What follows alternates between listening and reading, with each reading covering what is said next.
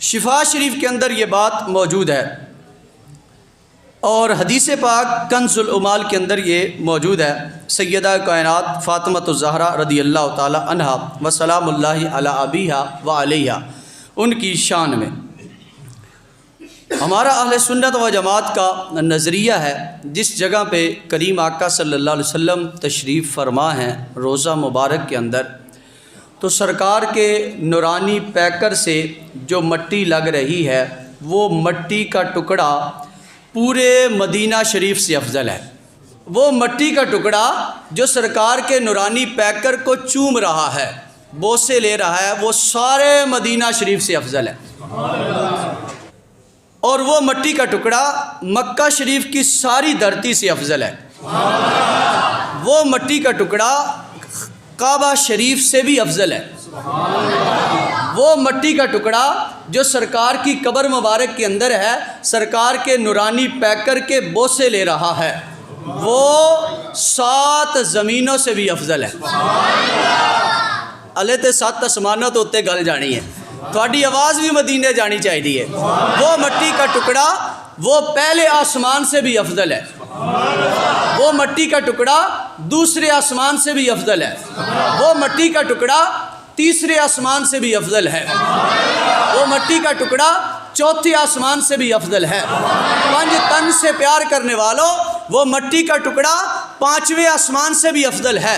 سیاستہ کے مصنفین سے عقیدت رکھنے والوں، وہ مٹی کا ٹکڑا 6 آسمان سے بھی افضل ہے۔ وہ مٹی کا ٹکڑا 7 آسمانوں سے بھی افضل ہے۔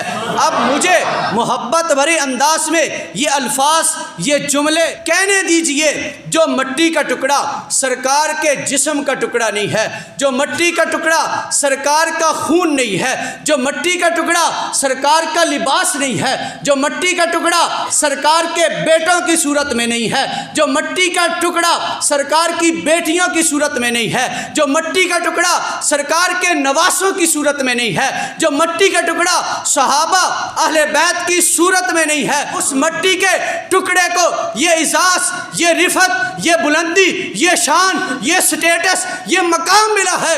وہ مٹی کا ٹکڑا مدینے سے افضل ہے، وہ مٹی کا ٹکڑا مکے سے افضل ہے، وہ مٹی کا ٹکڑا ساری 7 زمینوں سے افضل ہے، وہ مٹی کا ٹکڑا 7 آسمانوں سے افضل ہے، اور وہ مٹی کا ٹکڑا عرش مجید سے افضل ہے۔ اب دل کے مفتی سے پوچھ کے بتائیے، ایک مٹی کا ٹکڑا ہے، سرکار کے جگر کا ٹکڑا نہیں ہے، وہ 7 زمینوں سے افضل ہے، وہ 7 آسمانوں سے افضل ہے، وہ مدینے سے افضل ہے، وہ لاہور سے افضل ہے، وہ کراچی سے افضل ہے، وہ فیصلہ آباد سے افضل ہے، وہ سرگودے سے افضل ہے، وہ ساری روئے زمین کے چپے چپے سے افضل ہے۔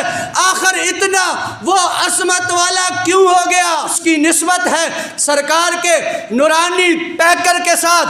اب ذرا اس کی فضا میں پہنچ کر میرا یہ جملہ سماعت کیجئے، ایک مٹی کا ٹکڑا اتنا افضل ہے جن کے بارے میں سرکار نے فرمایا ہے، فاطمہ تو بدعۃ منی، فاطمہ میرے جگر کا ٹکڑا ہے۔ ایک مٹی کا ٹکڑا اتنا بلند و بالا ہے، تو بتاؤ جو جگر کا ٹکڑا ہے اس کی شان کا عالم کیا ہو؟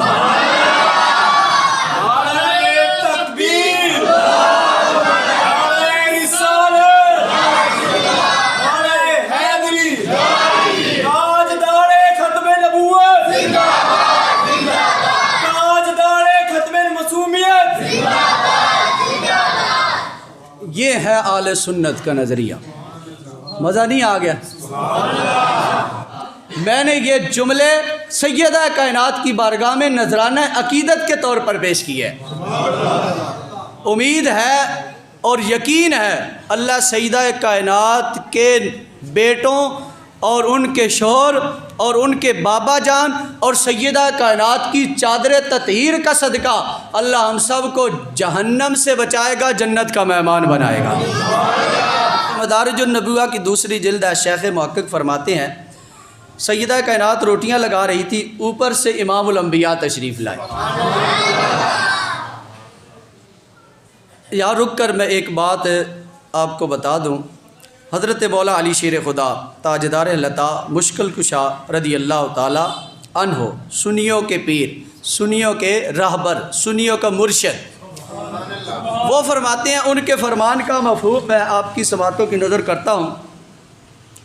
آپ فرماتے ہیں جب سے سیدہ کائنات کا نکاح میرے ساتھ ہوا ہے، میرے گھر میں تشریف لائی ہیں، میں نے ان کو اٹھتے بھی دیکھا ہے، بیٹھتے بھی دیکھا ہے، کھانا بناتے بھی دیکھا ہے، آٹا گوندتے بھی دیکھا ہے، سین میں جھاڑو دیتے بھی دیکھا ہے، اور بچوں کو سلاتے بھی دیکھا ہے، بچوں کو لوریاں دیتے بھی دیکھا ہے، مشکی سے بھرتے ہوئے اٹھاتے ہوئے بھی دیکھا ہے، اور چکی گھر کی چلاتے ہوئے بھی دیکھا ہے، باہر نکلتے ہوئے باپردہ دیکھا ہے، گھر میں آتے ہوئے دیکھا ہے، نبی کے گھر جاتے ہوئے بھی دیکھا ہے، نبی کے گھر سے علی کے گھر میں آتے ہوئے بھی دیکھا ہے، میں نے سوتے ہوئے بھی خاتون جنت کو دیکھا ہے، میں نے بیداری کی حالت میں بھی دیکھا ہے، میں نے تہجد پڑھتے ہوئے بھی دیکھا ہے، اور میں نے فجر، ظہر، عصر، مغرب، عشاء یہ ساری نمازیں پڑھتے ہوئے بھی دیکھا ہے۔ ہر حالت میں نے خاتون جنت کو دیکھا ہے۔ خاتون جنت کی زبان پہ قرآن کی تلاوت جاری تھی۔ خاتون جنت کی زبان مبارک پر قرآن کی تلاوت جاری تھی، پھر کیوں نہ ہو کہ بیٹے نیزے کی نوک پہ بھی قرآن کی تلاوت کرتے ہیں۔ یہ اثر ہے ماں باپ کی تربیت کا۔ ماں باپ کی جیسی تربیت ہوتی ہے بچے ویسے ہی پروان چڑھتے ہیں۔ سیدہ کائنات روٹیاں لگا رہی ہیں، کریم آقا صلی اللہ علیہ وسلم تشریف لائے، ایک پیڑا آٹے کا پکڑا اور پیڑا بنایا اور کریم آقا صلی اللہ علیہ وسلم کی بارگاہ میں پیش کیا، تو عرض کی یا رسول اللہ صلی اللہ علیہ وسلم، آپ یہ آٹے کا پیڑا پکڑیں اور اس کی روٹی بنائیں اور تندوری میں لگائیں۔ اچھا، حضور علیہ الصلوۃ والسلام نے آٹے کا پیڑا پکڑا، اس کی روٹی بنائی اور تندوری میں لگائی۔ خاتون جنت روٹی کو دیکھ کے مسکرائی۔ اچھا، خاتون جنت کہتی ہیں جو میں نے پہلے روٹیاں لگائی تھی نا وہ ساری پک گئی، اور جو میرے بابا جان کریم آقا صلی اللہ علیہ وسلم نے روٹی لگائی وہ کچی کی کچی ہے۔ آٹا جیسے ہوتا ہے نا، آگ بھی جل رہی ہے، انگارے بھی بڑے ہوئے ہیں اور تندوری بھی فل گرم ہے، لیکن اس روٹی کو کچھ بھی نہیں ہو رہا۔ اب خاتون جنت کبھی روٹی کو دیکھتی ہیں، کبھی اپنے بابا جان چہرہ مصطفیٰ کو دیکھتی ہیں، اور چہرے پہ مسکراہٹ بھی ہے۔ اب 15 صدیاں بعد بات سن کر جن کے چہرے پہ مسکراہٹ آ رہی ہے، تو اس وقت دیکھ کر خاتون جنت کے چہرے پہ کتنی مسکراہٹ ہوگی۔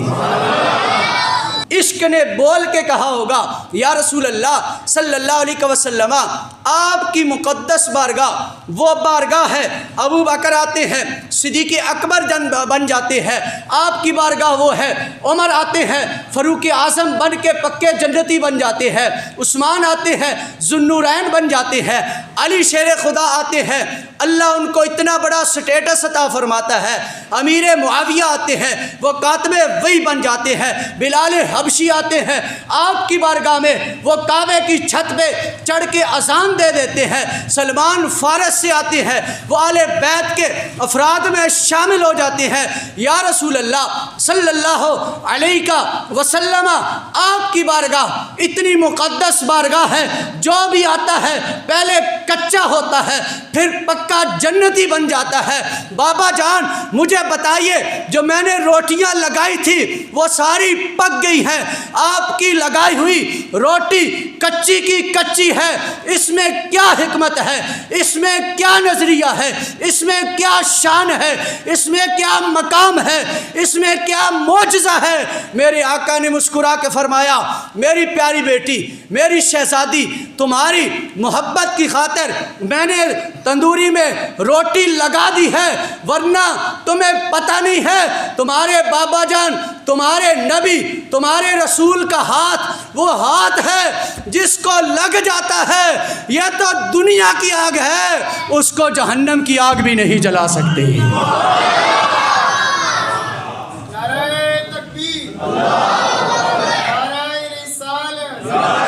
یہ ہے کریم آقا صلی اللہ علیہ وسلم کی نسبت۔ پھر بندہ کہے جی وہ فلاں صحابی جنت میں نہیں جائیں گے، فلاں اہل بیت کا فرد جنت میں نہیں جائے گا، جو ایسے کہتا ہے وہ خود جنت میں نہیں جائے گا۔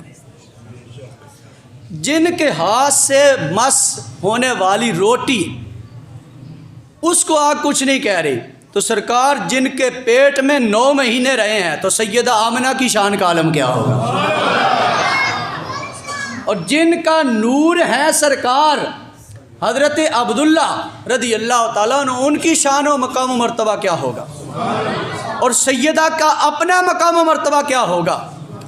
جن کو سرکار نے اپنے دل کا جگر کا ٹکڑا کہا ہے، اس انداز میں ہم اہل سنت و جماعت سیدہ طیبہ طاہرہ خاتون جنت فاطمہ الزہرا رضی اللہ تعالی عنہا کی بارگاہ میں سلام عقیدت پیش کرتے ہیں۔